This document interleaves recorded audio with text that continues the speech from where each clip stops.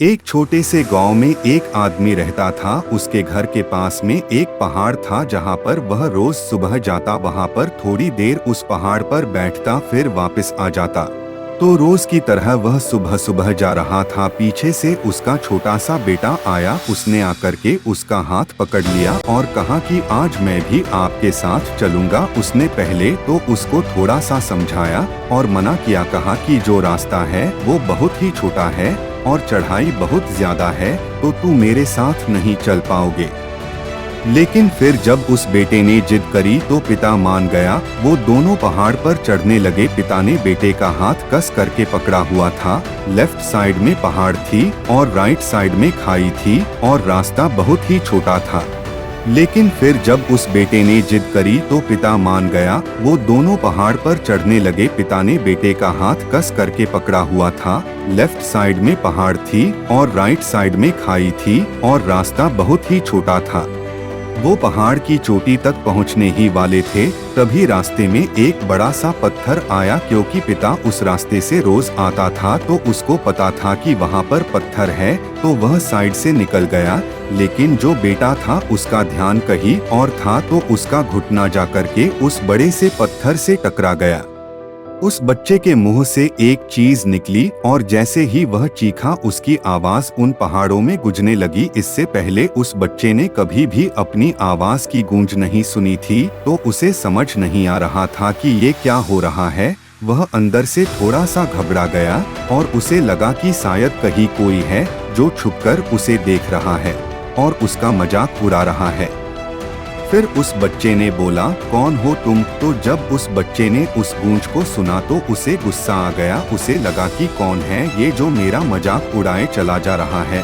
फिर उसने गुस्से से कहा कि मैं तुम्हें छोड़ूंगा नहीं। और फिर जैसे ही उसने उस गूंज को सुना वह घबरा गया। उसके पिता समझ गए थे कि क्या हो रहा है।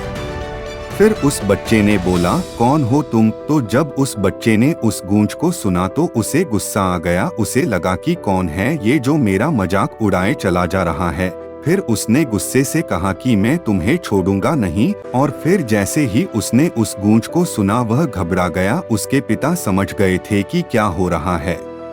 उसने अपने पिता का हाथ कस के पकड़ लिया और उनसे पूछा कि कौन है ये जो मुझे इतना तंग कर रहा है, कौन है ये जो मुझे इतना डरा रहा है। तो उसके पिता थोड़ा सा मुस्कुराए और उन्होंने खाई की तरफ देखा और जोर से बोला, मैं तुमसे बहुत प्यार करता हूँ। वह सुनकर वह बच्चा हैरान हो गया और उसे समझ नहीं आया कि हो क्या रहा है, क्योंकि वही इंसान जो उसका मजाक उड़ा रहा है, उसको तंग कर रहा है, वह उसके पिता को बोल रहा है कि मैं तुमसे बहुत प्यार करता हूँ। तो उसके पिता अपने बेटे को देखा और वो समझ गए कि उसके मन में क्या चल रहा है।